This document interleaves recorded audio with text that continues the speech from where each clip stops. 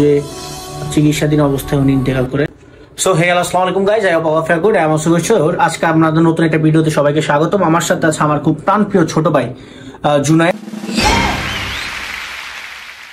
খুব আদরের ছোট ভাই জুনায়েদ ভাই। তো জুনায়েদ ভাই ছোট হইলেও তার কাজকর্ম কিন্তু আমার না, আমার সিনিয়রদেরও সিনিয়র এরকম ভূমিকা সে বিভিন্ন কাজকর্মে সে রেখে গেছে, এ বিষয়ে কোনো সন্দেহ নাই। তো পুরো গল্পটা আমরা শুনবো, পুরো জার্নিটাই আমরা শুনবো। তো যারা যারা নতুন আছেন চ্যানেলে তারা পুরো ভিডিওটা না টেনে পুরোটা দেখেন এবং আমাদের চ্যানেলটা সাবস্ক্রাইব করতে থাকেন। সো জুনায়েদ, কেমন লাগতেছে আজকে তুমি ভাইয়ের কাছে আসছো এতদিন পর? খুবই ভালো। ওকে, জুনায়েদ কিন্তু খুব একটা স্মার্ট ছেলে এবং সে কিন্তু পুরো রামগঞ্জ শহর তার হাতের মুঠোয় থাকে। জুনায়েদ, কিছু বলো। পামটা বেশি হয়ে গেল না? না না ভাই, এটা পাম না ভাই, এটা সত্যি কথা ভাই। তো আমার জুনায়েদ ভাই কিন্তু একাধারে সে একজন ক্রীড়াবিদ, একাধারে সে একজন রাজনীতিবিদ, একাধারে সে একজন শিক্ষার্থী, একাধারে তিনি একজন মানে এলাকার ময়মুরব্বীর মতো কিছু ভূমিকাও পালন করছে। ভাই এখন পর্যন্ত জীবনে কয়টা মামলা মোকদ্দমা বিচার করছেন?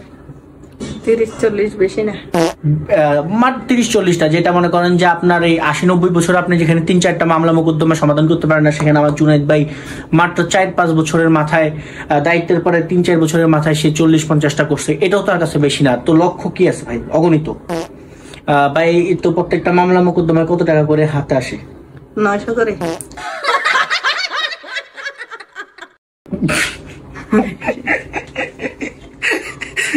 আচ্ছা যাই হোক, সাইদানি করছি, এগুলো সব কাট হবে, এগুলো ডিলিট হবে।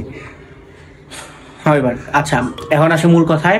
আমার সবচেয়ে প্রিয় এবং আমার সবচেয়ে মানে কি বলবো কাছের আমার কাকা হুমায়ুন কবির।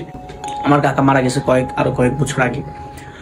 সো ঠিক ওই সময় উনি ওই অসুস্থতার আগেই কয়েক মাস আগে আমি ফ্রি ছিলাম, আমার পরীক্ষা শেষ হয়েছে আর কি। তো ওই সময় উনি বললো যে দেশে যাইতে। সো আমি আজকে না কাল না পরশু এভাবে যাবো। আমার আব্বাও বললো যাইতে, বাট যাওয়া হয়নি। যাবো করে আর যাওয়া হইলো না। ঠিক তার কয়েক মাস পরে উনি অসুস্থ হয়ে ঢাকায় আসে। ঢাকা মেডিকেল কলেজে চিকিৎসাধীন অবস্থায় উনি ইন্তেকাল করে।